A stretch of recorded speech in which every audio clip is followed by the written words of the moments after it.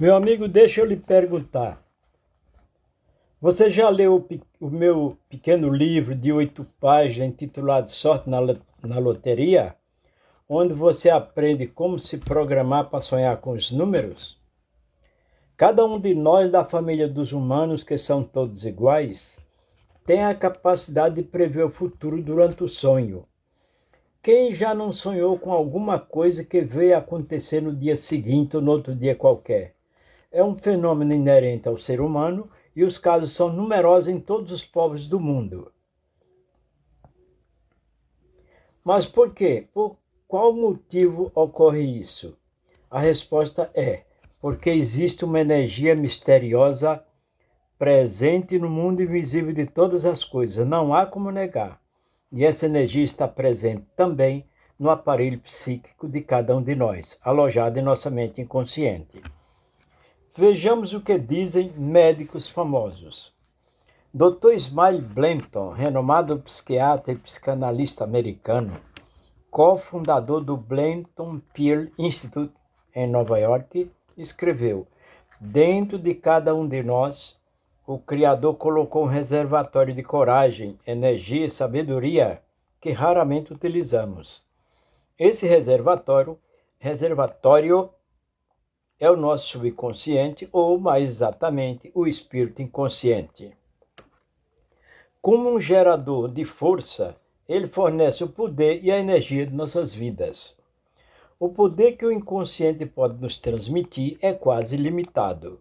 Portanto, devemos sempre lembrar, cada um de nós tem em seu espírito inconsciente poder, força e coragem inimagináveis. Muitas vezes deixamos de usar essa força porque não sabemos que ela existe. Outras vezes nos iludimos pensando que não precisamos dela. Disse ainda, é preciso ensinar as pessoas a confiar em seu inconsciente e mostrar-lhes como deverão usá-lo. Portanto, confie e creia no poder que se encontra dentro de você. Afinal de contas, foi o próprio fundador do cristianismo quem disse: o reino de Deus está dentro de vós. Lucas 17:20. Estas palavras de Jesus são muito importantes, importantíssimas. O reino de Deus está dentro de vós. O que significa isso? Significa que o poder que procuramos em agentes sobrenaturais está dentro de nós mesmos. E que podemos empregar essa força, essa energia, em toda e qualquer situação difícil da vida. Podemos, por exemplo, usar esse recurso para sonhar com os números da loteria. O nosso programa está baseado nesse princípio, é o nosso projeto, e temos prova de que isso é perfeitamente possível. Em nosso pequeno livro Sorte na Loteria, lançamos mão desse poder que Jesus afirmou com suas próprias palavras, que está dentro de nós mesmos, para acessar e enviar mensagens à mente inconsciente com o propósito de sonhar com os números. Podemos afirmar com absoluta certeza que toda e qualquer pessoa consegue sonhar com os respectivos números. Porém, não existe a garantia de que todos os números sonhados sejam os mesmos sorteados. Nem poderia ser, pois, se assim fosse, todos ganhariam com facilidade e o jogo perderia o valor. A vantagem, nós fizemos um grupo com 5 pessoas. E a vantagem do grupo é que se 2 ou mais pessoas sonham com o mesmo número, esse número geralmente é quente. Porém, se estas pessoas dormirem próximas umas das outras, numa distância menor que 50 metros, pode ser que o inconsciente de uma delas capte a mensagem da outra. Isso, em parapsicologia, chama-se hiperestesia. O padre Oscar Quevedo, em sua obra A Face Oculta da Mente, nos conta um caso muito interessante sobre o assunto. O título é Animais que Respondem Inteligentemente. O comportamento extraordinário de certos animais chamou muita atenção dos cientistas no começo do século XX. Em 1892, um velho oficial alemão aposentado, William von Osten adquiriu um cavalo russo chamado Hans, ao qual ensinou a fazer diversas operações aritméticas, por meio de quilhas e depois de números, adições, subtrações e até extrações de raiz quadrada foram feitas. A pergunta fazia-se verbalmente. O cavalo respondia batendo com o pé no chão um número determinado de vezes, segundo fosse o resultado do problema. Mais ainda, perguntado sobre um problema simples da vida ordinária, o cavalo batia no chão tantas vezes quantas fossem os números do lugar que ocupava no alfabeto as letras necessárias para escrever a resposta.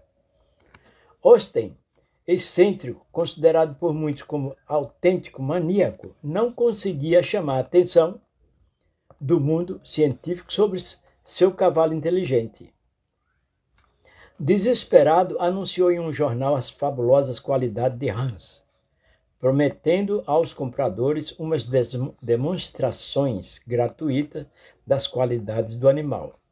Foi assim que o major Eugen Zobel, escritor profundo conhecedor de hipologia, começou a publicar artigos sobre o talento do cavalo Hans.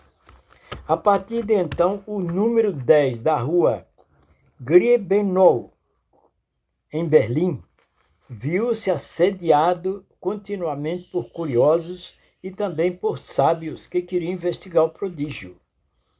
Em 1904, no mês de setembro, numa primeira comissão científica composta de professores de psicologia, fisiologia, zoologia, veterinária e especialista em equitação e adestramento de animais, estudou detidamente o caso, com o concurso também de oficiais de cavalaria, assim como do diretor do Jardim Zoológico e do diretor do Circo Butzig.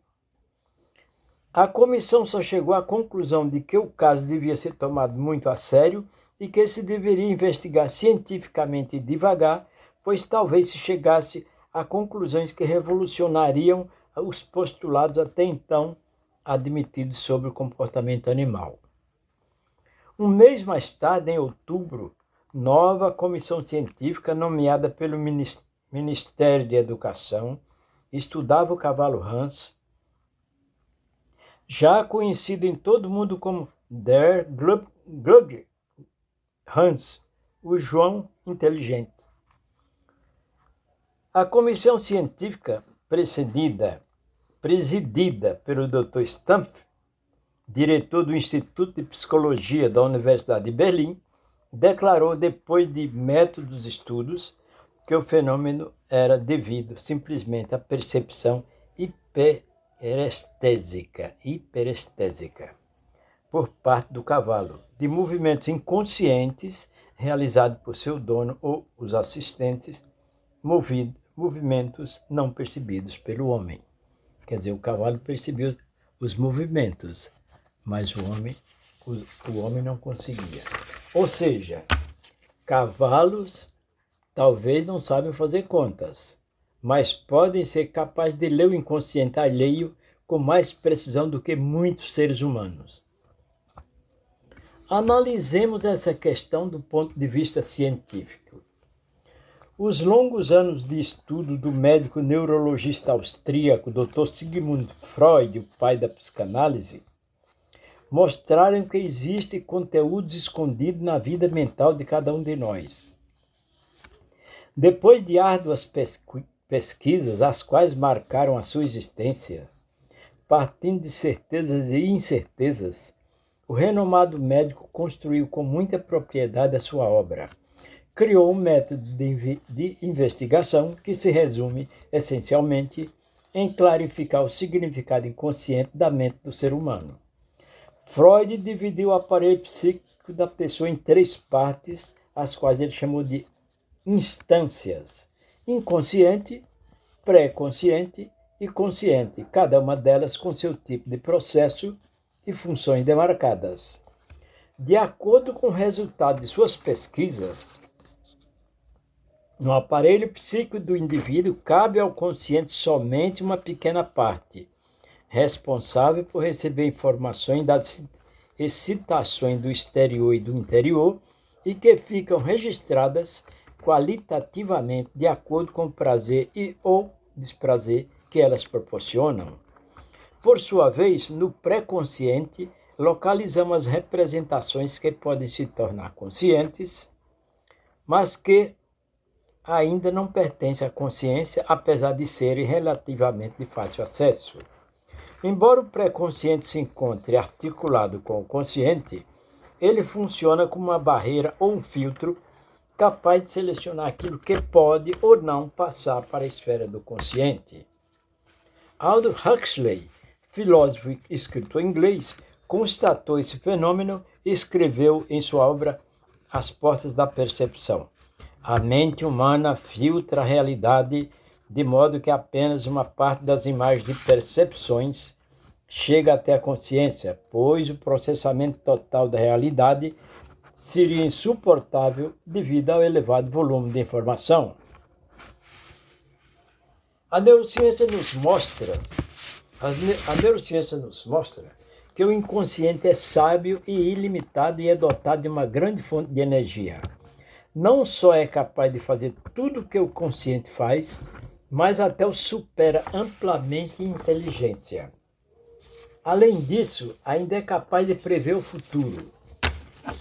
O padre Oscar Quevedo, o maior parapsicólogo da América do Sul, em sua obra A Face Oculta da Mente, na página 247 escreveu: milhares de experiências realizadas na universidade provaram que o nosso inconsciente é profeta, isto é, capaz de prever o futuro. Como há impedimento para ser abordado diretamente, não se pode ser racional nessa instância. O recurso que se mostrou mais indicado para que possamos acessar informações da mente inconsciente é a emoção. Existem outros meios, como, por exemplo, o estado alterado de consciência, utilizado pelos médiuns em transe, pela ingestão de drogas alucinógenas, ácido lisérgico, mescalina, etc., pelo sonambulismo hipnótico, pelo sonho, etc., mas nós preferimos empregar a emoção, visto que está ao alcance de qualquer pessoa e mostra um meio eficaz para que o pré-consciente libere a passagem de uma parcela da sabedoria do inconsciente para o nível da consciência. É, portanto, o recurso que utilizamos em nosso exercício e pode ser empregado em todas as situações difíceis da vida. Não só para o livro em questão. Pode-se dizer que é uma dádiva de Deus que até os dias de hoje, em pleno século XXI, ainda desprezamos. O livro de Aldous Huxley, As Portas da Percepção, apresenta a descrição de experiências feitas pelo autor, muito interessantes e profundas. São ensaios que tratam dos efeitos da ingestão de drogas alucinógenas, nesse caso LSD e mescalina.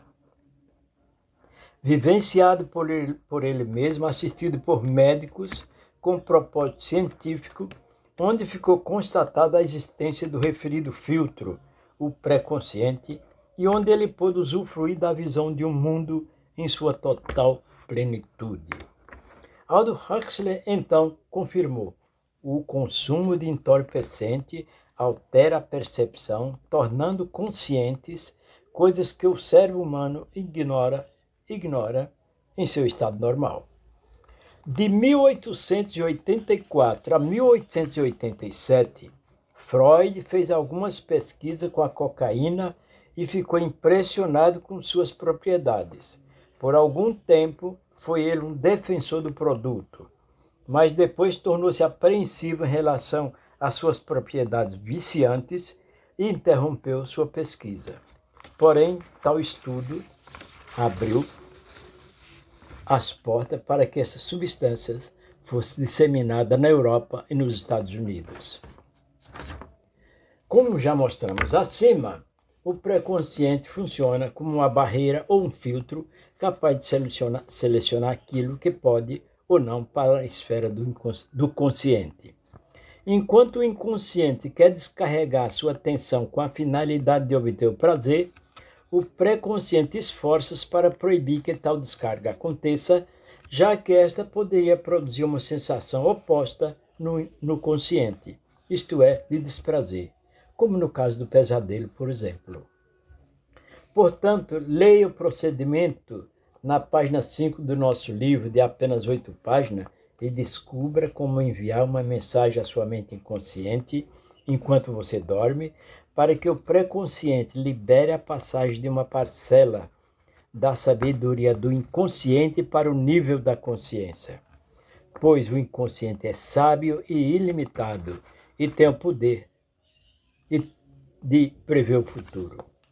Falando assim parece difícil, mas na verdade é muito fácil. Você nem precisa entender muita coisa sobre esse texto. Há milhares de anos aprendemos uma imensidade de coisas e certo é que mais nos interessa. Porém, nos últimos tempos, a tendência do espírito humano é a de obedecer à máxima proferida por Sócrates: conhece-te a ti mesmo. Fale com o autor, messiasalves2018@gmail.com.